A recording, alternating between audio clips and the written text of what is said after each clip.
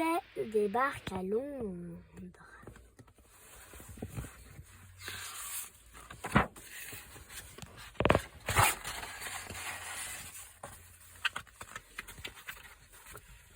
Mister Poulet mourait d'impatience. Il prit son petit déjeuner, attrapa son appareil photo et s'envola pour Londres. Londres, sa ville préférée. Il se laissa dériver au-dessus de Regent Street. Alors c'est Regent Street. Regent Street. Mhm. Puis descendit lentement à travers les nuages.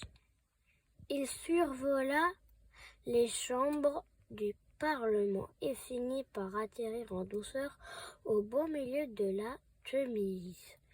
Heureusement, son appareil photo était étanche et l'hôtel Savoy, où il avait ses habitudes, était à 2 pas.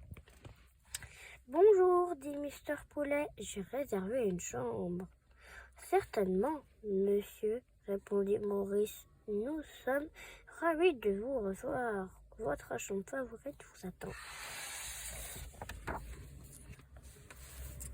Quand il venait à Londres, Mister Poulet prenait toujours la suite de luxe, celle avec vue sur la Tamise, d'où il pouvait contempler la ville, tout en savourant un petit déjeuner au lit. Il était encore tôt. Il commanda donc le petit déjeuner anglais complet, puis organisa sa journée en faisant la liste de toutes les choses à faire. Il y en avait tant. Mister Poulet adorait se documenter sur sa ville préférée. Il ne se lassait jamais d'apprendre. Une fois dehors, il croisa un touriste perdu en l'art qui lui demanda son chemin. Mister Poulet était ravi de l'aider. Ça lui donnait l'impression d'être un vrai londonien.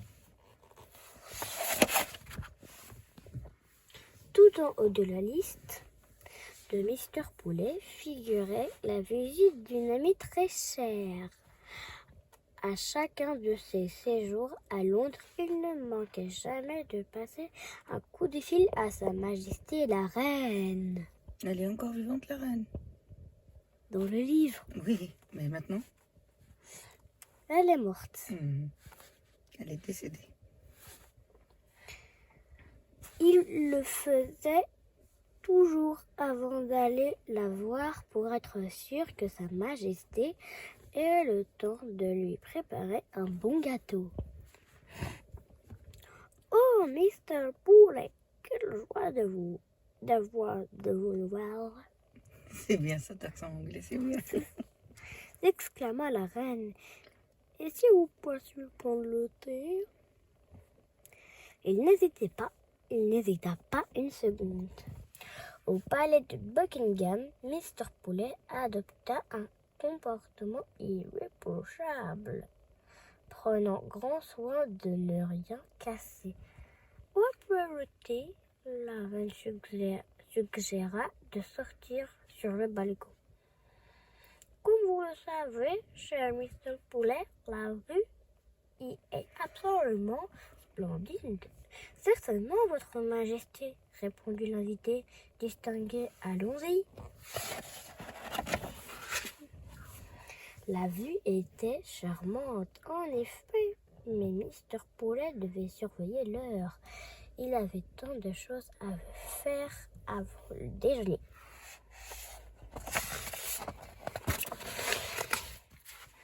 Après la visite royale, Mister Poulet se rendit à St. James Park. St. James Park. Non, St. James Square, c'est tout le mot. Ah d'accord. St. James Park. St. James Park. Et consulta la liste. Sa liste. Comme il avait déjà eu l'occasion d'observer la relève de la garde, il décida d'escalader la cathédrale Saint-Paul. Cathédrale Saint-Paul. Il visita ensuite la tour de Londres avant d'emprunter un pont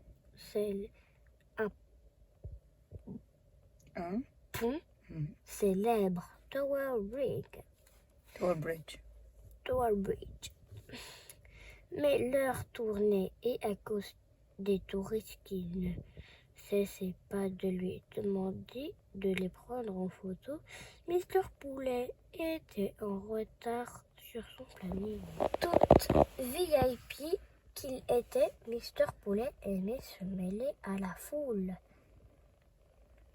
Cela ne le dérangeait pas de faire la queue avec les autres passagers pour prendre l'autobus et impérial comme comme n'importe quel Londonien. Ceci dit, quand il était vraiment pressé, il n'hésita pas à prendre lui-même le volant.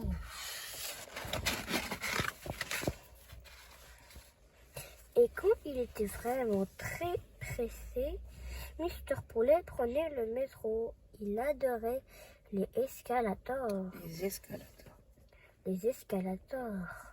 Surtout quand il le menait à l'un de ses endroits préférés. Comme Trafalgar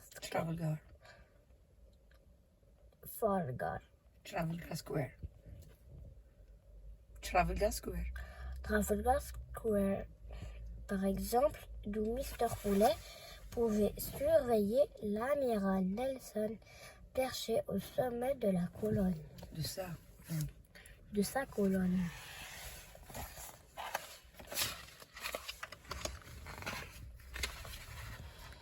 Ce jour-là, comme il avait largement de la place pour deux et que l'amiral était du genre partageur, Mr. Poulet décida de le rejoindre son ami Nelson pour admirer la vue.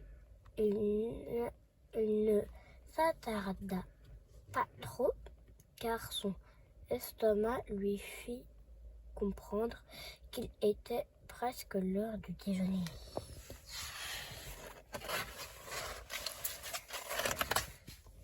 Mr. Poulet prit tout de même le temps de faire un petit tour à la National Gallery.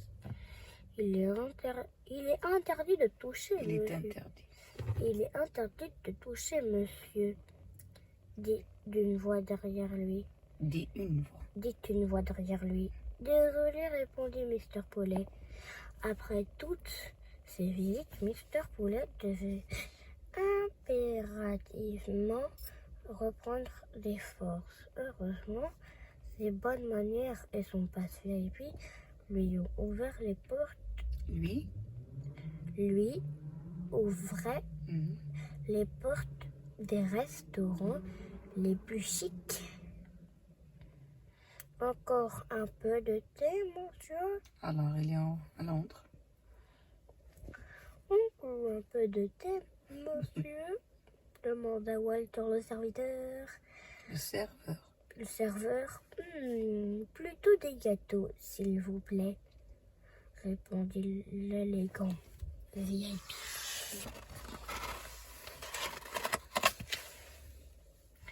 Juste après le déjeuner, Mr. Poulet reprit le bus. Il voulait vraiment tout voir. Rien de tel pour cela qu'une vision panoramique du haut de la London Eye. London Eye. Eye, c'est quoi l'eye? Yeux. L'œil. Il continua ses visites avant de trouver enfin l'endroit idéal pour faire une pause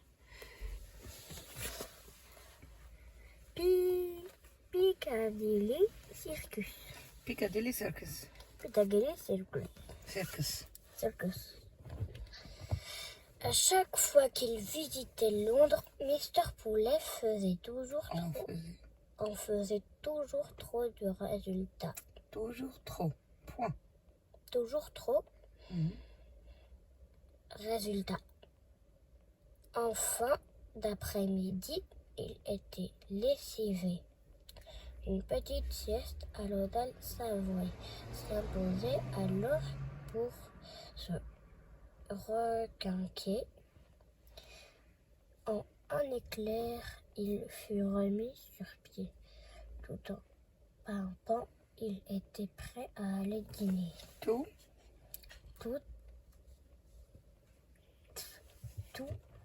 pimpant, il était prêt à aller dîner. Un triple portion.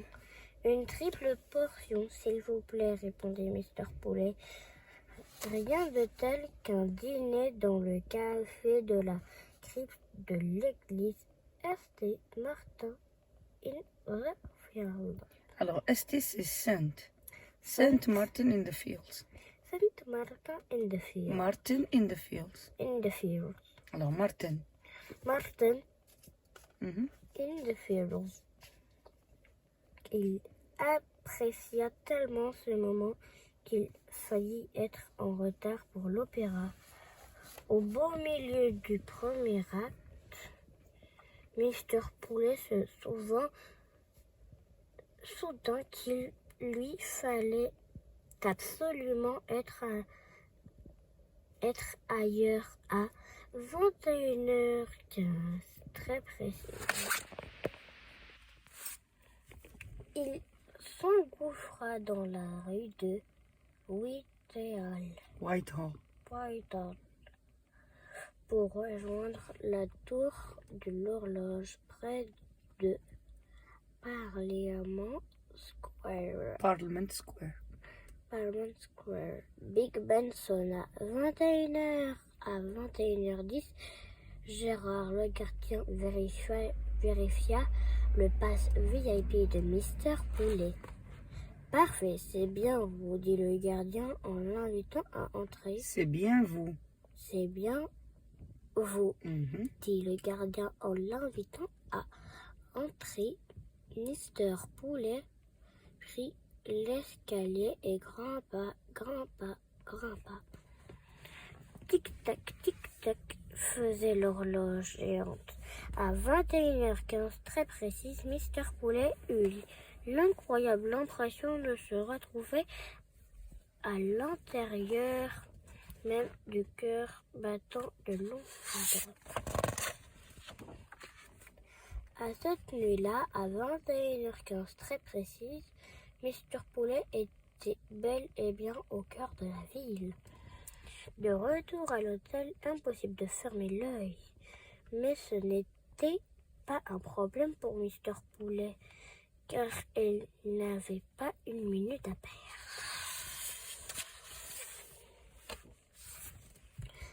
Et tandis que brillait la pleine lune, il décida de sortir faire une petite promenade. À minuit, il entendit Big Ben sonner. Les 12 coups, Mister Poulet. Les 12 coups. Les 12 coups. Point. Mister Poulet avait enfin Londres pour lui tout seul.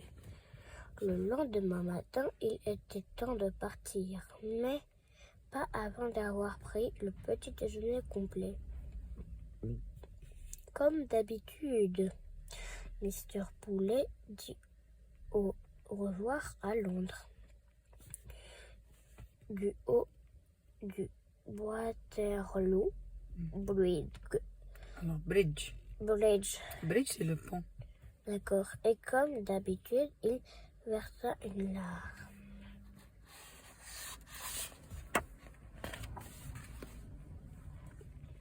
Une toute petite larme, évidemment, car Mister Poulet savait qu'il reviendrait bientôt.